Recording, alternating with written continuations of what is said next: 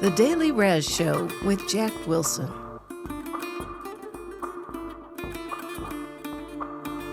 So here we go. We're back again. One of the podcasts that I did, I was trying to remember the name of a program that I watched, or rather listened to on NPR. When I was going to the office every morning from here to Santa Fe, it was about an hour drive. So, I would leave early in the morning, and then I listened to Sirius Radio, and I listened to the music I like on Sirius Radio. Someday we'll talk about that. But one of the programs that I listened to that was on Sirius was a program called the Hidden Brain Series. That was the one I was trying to remember. And it was hosted by, I hope I get his name right, Shankar Vedantam. And he would have guests on his program for, many different types of subjects. But one of them that really caught my attention as I was driving was about convincing people of whatever. You're trying to convince them to do something, try to move them in a direction, and the difficulty in it. So I listened to that, and the bottom line was, you're not going to convince anyone. You're just not going to do it. They are going to, they're ingrained with what they believe and think. And I wish I had heard this program when I was running my businesses, because in my youth, I was pretty hard to work for, and it was kind of, we've had the talk on the subject about being autocratic, and I kind of was.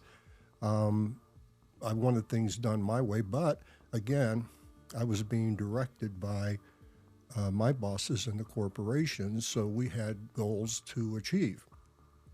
Well, I wish I had heard this program before, because I kind of stumbled on my way of doing it as I went through. And I did turnarounds on businesses for the companies that I worked for. And so I kind of got the bad businesses that they were doing poorly. And these are companies that have multiple locations all over the country. But I stumbled on a way of doing it that when I went in, it was very tough, but later on, I began looking for people that thought my way. And it made life a lot easier. So this program that I was listening to, I don't remember the guest's name that he had, but the program that I was listening to, The Hidden Brain,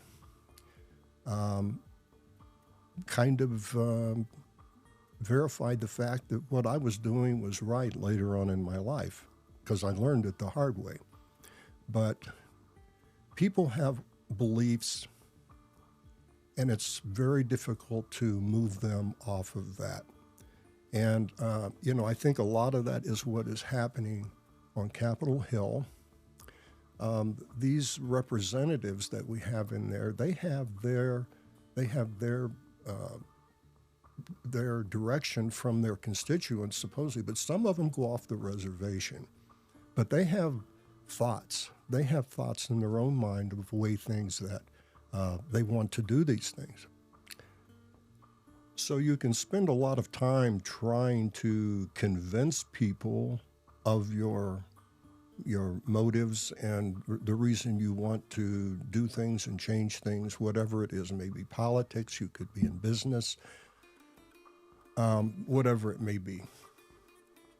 But in particular, in politics, it would be a lot easier to find people that have your same motives and beliefs and have those people represent you. So what we're doing on Capitol Hill right now with the Republicans and the Democrats at each other's throats, fighting, they're not going to change their minds.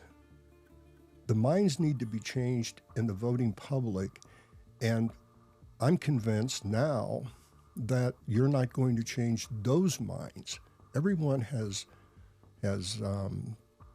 staked out a territory, except I believe there are some in the undecided areas that go back and forth thinking this particular party's going to take care of them, or that particular representative is going to take care of them. I think they go back and forth. Then you have the ingrained Democrats, the ingrained Republicans, and it doesn't matter what happens. They're going to vote those representatives that come in and ask for them to elect them. And there's the conundrum. There's the problem. When those people get elected and then they go in and follow orders of a leader like Donald Trump. So what I saw the other day on, I believe it was 60 Minutes. It was a program, but believe me, I see a lot of this. I see a lot of this going on. But they had two, and it was kind of a sad story. They had two farmers, and they were friends. And this particular story was about the difficulties in the farming communities, and in particular, the suicide rates of farmers. And I kind of wasn't aware of this either, but it's high, and it is a problem. They had these two farmers on, but what caught my attention was they were both going broke, and they didn't know if they could make another year on their farm. And they knew that their legacy was gone, their families that they wanted to leave the farm to, that was probably not going to happen. But the really sad part was that they still had faith in the Republicans that were up on Capitol Hill and Donald Trump. They still had faith that Donald Trump was going to take care of them. He was going to find an answer. And what Donald Trump has been doing, and I mean, we can all see that in the news, these are all promises. They're abstract promises. Are they valid? I don't know. I don't think so, because he doesn't have a great track record on keeping promises. So, they look at that and they're stuck in that. They're stuck. They don't want to listen to anyone else's suggestions or maybe appreciate other ideas. They're absolutely stuck on that.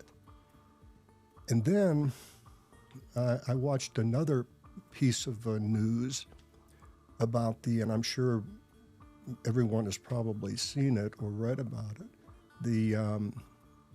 the violence they had at UC Berkeley, because they had another, I can't remember, but it's Charlie Kirk's organization. I don't remember the name of I don't follow him, so I don't know. But they had a rally there. So I watched it, and I do watch, by the way, I think I saw it on RA Voice. I do watch RA Voice occasionally and Newsmax 2. And for anyone that is not familiar with that, they are Republican, right-wing news stations, very, very right-wing, even farther right than Fox. And so I watched them to see what they're doing. And they had, and by the way, if you watch them, if you can get them on antenna television, which is where I watch them, I don't watch them on cable. I get them on antenna television because the feed, the quality on the program is really, really low. So I don't know what the wattage is. I probably have more wattage on my flashlight than they have on their TV stations. But anyway, they are there, and they have a following. And that's where I saw this rally that they had at UC Berkeley. And at first I thought it was only just a few kids, and they are kids, by the way. These are college kids, probably from 18, 19, 20, 21. They were very young. And at first I thought it was only a few. And then the cameras, the news cameras then, and I didn't see this on RA Voice, by the way. I saw this on other media. And the cameras then panned out into the auditorium, and it was full. I was like shocked. This auditorium was full, and they all had their little red hats on. And the speakers that were up on stage were the only word I can come up with is they were kind of martyring Charlie Kirk, which was a tragedy. It was terrible. It just, those things should not happen. But the other side of it is they shouldn't be using this poor guy. Even if I think he was misdirected, they should not be using him as a means to ramp up. And that's exactly what they were doing. They were ramping these kids up.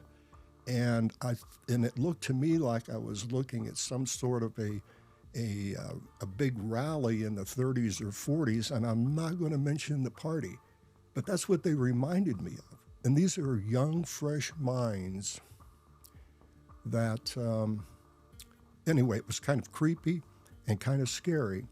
So I watched that, and then I began putting all together this with the farmers and that I saw and the tragedy there, but they still are stuck with those promises that have been made that are not being delivered. And I found that really sad, really pathetic.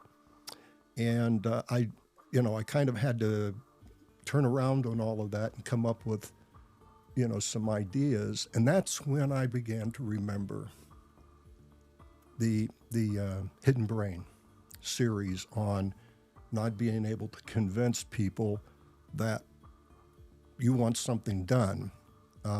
It's very, very difficult. You have to assuage them in other ways, but it's a lot easier to find people that have found in their own mind the reasoning and have seen it and have developed that in their own mind. And they don't have to be convinced. They just need to be shown the direction that the answer is. It's over here. If you believe in that, then it's right over here. So, it doesn't do any good to beat up the Republicans and beat up Trump. These things are probably all going to come out anyway, someday, and I realize that. So who is telling the truth? I don't know. I don't think either one of them, the Republicans or Democrats, tell the entire truth. But I think we have to kind of look at the 1, 2, 3 things that are important and look at that. The healthcare issue is an entirely different issue. On the Affordable Care Act, I'm kind of going from memory on this, on the Affordable Care Act, the people that, are there people on that program that don't deserve to be? Of course, there probably are. But there are people on it that do deserve to be.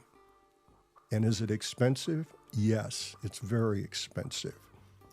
But it's not their fault. We're like blaming the victims, and it's not entirely their fault. So I guess it's kind of like throwing the baby out with the bathwater.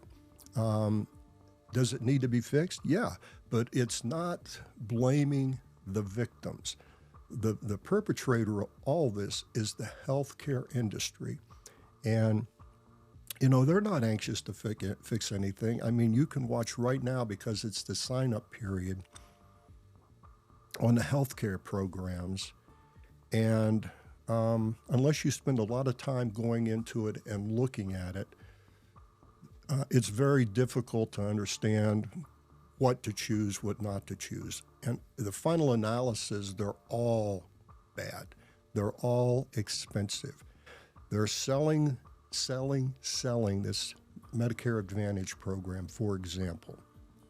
I mean, it is like the only thing on television. Well, if you're a cynical person, you look at that and go, wow, why are they selling this so hard? Why? Well, there's probably a reason. And but ironically, one of the reasons, we watched the program John Oliver a week or two ago, and he goes into these things and kind of dives into them and does research on it. And I'm not going to tell you what it is. If you want to find out, go. I'm not selling insurance. Go watch the John Oliver program, get educated, and look at these programs through your providers, and again, get educated, and then make your decisions. But the whole problem, getting back to this ACA thing that held this up, is not the victims. Don't deny the people that need it. And again, I say there probably are people on there that don't need it. But fix the problem. Don't whack it off.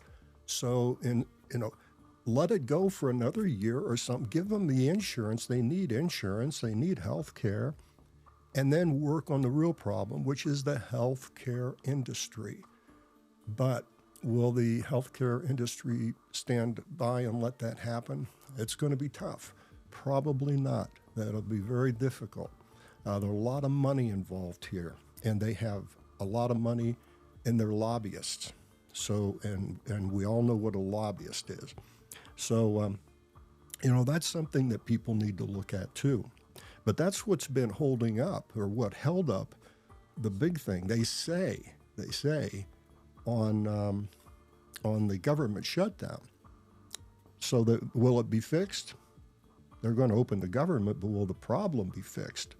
It looks like it may even get shut down again in January, because it's only a temporary opening. So who is telling the truth? I don't know. Democrats, Republicans. I do know one thing. For the on the Democratic side, they need to quit becoming too technical, and I'm talking about Schumer and Jeffries, and they try to become too technical in talking to people. They talk down to people, and they need to stop that. They need to use, like Donald Trump does, 5 words or less in a sentence. And once they get that down, maybe they can get the attention of people. But right now, they're very hard to listen to. And I understand that Schumer and Jeffries are having some difficulties right now in their leadership.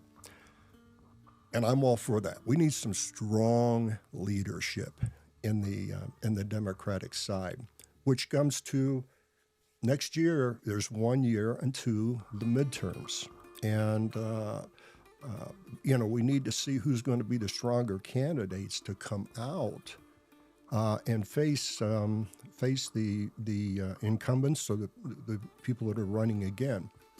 But one thing that needs to happen in the midterms is the Congress, the House and Senate, they need to be flipped to where there's a Democratic majority, at least for a while, to put the brakes on Donald Trump and slow him down. I mean, Trump has no guardrails right now. He's got 3 more years, and he's just running wild. I mean, it's like chaos. He hasn't even been in there a year, almost, but it's been chaos from day one. Can you imagine 3 more years of just nothing but chaos? That's kind of what the man does.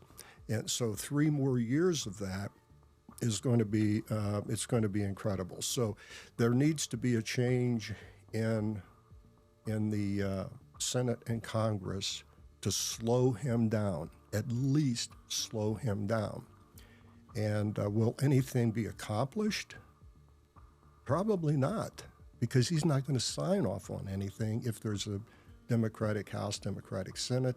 He's not going to sign anything. So will anything be accomplished? Probably not. But at least there won't be any damage for the next 2 years until another presidential candidate can come in and run against Donald Trump. And my personal hope is that Gavin Newsom gets into this, because I think he's the only strong person out there that is not afraid of Trump. He's not afraid of getting in the ring with him and going mano a mano. I don't, Gavin Newsom in my mind is the only one right now. So, we'll see what happens on that. So in closing, I'm going to, kind of go back before 2016, when we can all remember back prior to Donald Trump coming into the campaigns. And when we used to be able to have friendly discussions with family and friends, and I mean, everybody knows this. I mean, everyone's talked about it. We used to have friendly discussions. It touched on politics. It was about this, about that, nothing exciting. And then we'd move on to other subjects. A little bit of this, a little bit of that. What's going on? And then you moved on to other subjects that were interesting to us. And this is what you did with friends and family. Trump came on the scene, and bam, it became camps. You had to be with one tribe or another tribe. And it's been that way ever since 2016. And I have my feelings and beliefs on it, and I'm not going to say them here. But I may someday, because I'm going to go back to the beginning of this program. You're not going to convince people of anything. They have to learn it. They have to learn it themselves, and they have to feel it in their hearts and in their minds and say, you know what? That's not right. Something is wrong with that picture, and it's not right. They have to learn that. You can't beat them on the head and convince them. It isn't going to happen. So I'm hoping that when Donald Trump is off the scene, that type of leadership will kind of go into the woodwork. And if we can get elections in the midterm to turn the House and the Senate over to Democrats to slow his advances, again, nothing is going to happen. I can tell you that. But it will stop him in his tracks, and he will just basically be a lame duck. And then it will come up to who are the strong candidates for the presidential election, which is 3 years away. But we've got him for 3 more years, so we have to live with that scenario. And it's not pretty, but if you think it's not pretty now, or anyone like me thinks it's not pretty now, wait till after the midterms, and if we do not flip those House and Senate, he will, in his little mind, have a mandate. He will believe he has a mandate, and that's what the American people want. That's goofy. That's goofy. So I think that we need to really concentrate on next year, on getting candidates in there that can flip the House and Senate. That said, probably this weekend or next week, we're going to do some shows on travel and food and some places Carol and I have been, and places that she has been without me. And we're going to try to do some positive things and have some fun with the show. But I want to concentrate also on the national politics and what's going on a little bit, but not to get too deep in it. But this thing about convincing people was important, and And my wife Carol told me, about the hidden brain, and she listens to these shows, and I try to follow her lead because she's a smart lady, and I try to follow the things that she does on that. And so anyway, that's good information for you, and I'm going to get out of here, and follow me on my blogs on dailyraz.com. Thanks for joining me.